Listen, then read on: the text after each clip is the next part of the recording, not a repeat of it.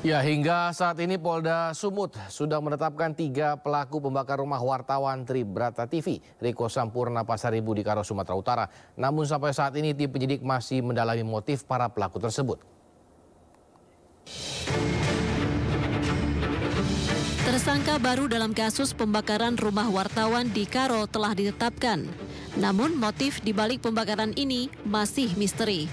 Peristiwa pembakaran rumah wartawan Sempurna Pasaribu terjadi pada 27 Juni 2024 lalu di Jalan Nabung Surbakti Ujung, Karo, Sumatera Utara.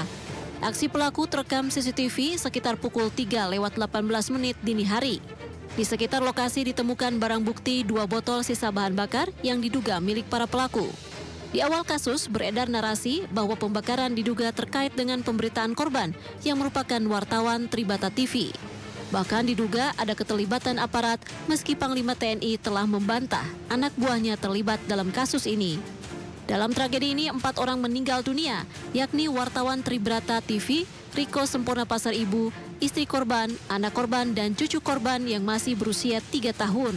Polisi lalu menangkap 2 eksekutor dalam peristiwa ini, yakni RAS dan YST.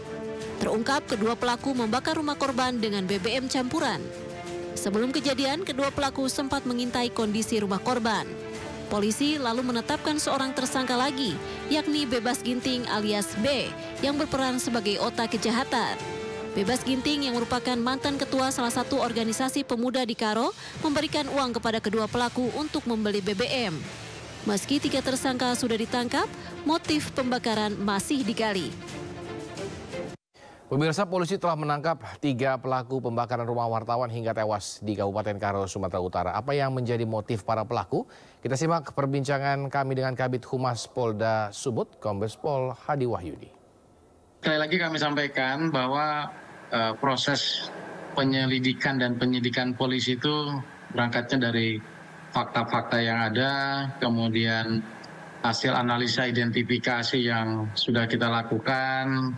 Tentu polisi juga tidak ingin selalu terburu-buru dalam menentukan atau menemukan motif. Tapi yang jelas bahwa proses penyelidikan dan penyidikan yang dilakukan oleh Polda Sumatera Utara ini dari tanda tanya besar masyarakat, apakah ini dibakar dengan tanpa disengaja atau terbakar dengan disengaja, semuanya sudah terfaktakan bahwa ini adalah peristiwa kejahatan. Ada orang yang melakukan pembakaran dengan sengaja.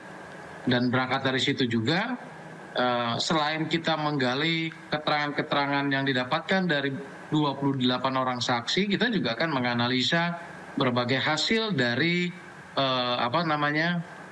identifikasi yang dilakukan laboratorium forensik, kemudian analisa CCTV, analisa pola komunikasi yang terjadi di antara orang-orang tersebut, dan kita bisa mengambil keyakinan bahwa 1 orang tersangka kemarin sudah kita tetapkan juga, yaitu B, di mana B ini juga memiliki peran sebagai orang yang menyuruh melakukan pembakaran, kemudian dia juga orang yang memberikan sejumlah dana untuk membeli bahan bakar minyak yang kemudian dicampur oleh para eksekutor, dan dia juga orang yang memberi upah pasca pembakaran itu dilakukan oleh 2 eksekutor. Sekali lagi ini bahwa analisa yang betul-betul dilakukan berdasarkan saintifik oleh teman-teman penyidik yang ada di lapangan, yang berkeyakinan berdasarkan analisa yang mereka lakukan.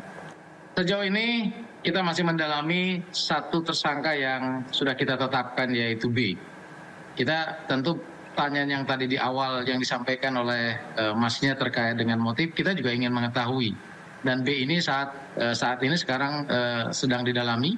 Kita ingin menggali lebih banyak lagi keterangan yang diberikan dari yang bersangkutan. Jadi kita tunggu beberapa waktu ke depan, tentu kita akan sampaikan hasil ini secara terbuka biar masyarakat juga mengetahui apa yang sudah kita lakukan. Polisi berangkat dari peristiwa yang terjadi, yaitu peristiwa kebakaran yang terjadi di Jalan Nabung Surbakti, di mana ada 4 orang yang menjadi korban dari peristiwa itu. Makanya berangkat dari peristiwa itulah kemudian kita mengumpulkan puzzle-puzzle, mengidentifikasi, kemudian melakukan otopsi dan lain segala macamnya sehingga kita berkeyakinan seperti di awal kami sampaikan.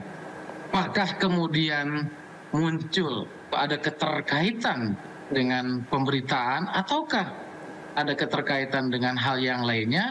Yang tadi saya sampaikan bahwa kita tidak ingin terburu-buru untuk menentukan motif.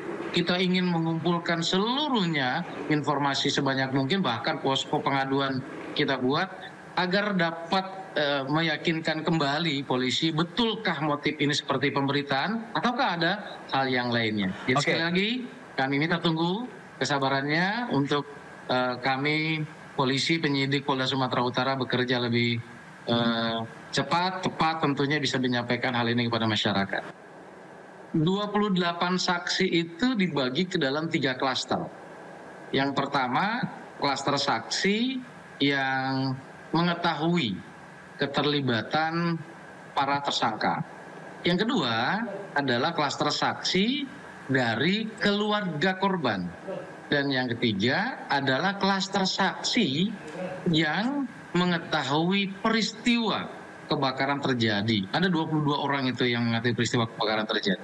Jadi itulah klaster saksi yang kemudian nanti kembali dilakukan pendalaman oleh penyidik untuk bisa mengkonstruksikan terkait dengan motifnya. Ya, untuk saat ini penyidik terhadap 2 orang terutama itu ada di pasal 187 ayat 3 dan tentu hal ini sesuai setelah penambahan daripada satu tersangka lainnya nanti akan berkembang dinamis nanti sesuai dengan hasil gelar perkara dan hasil penyidikan atau pendalaman yang dilakukan terhadap satu orang tersangka lainnya.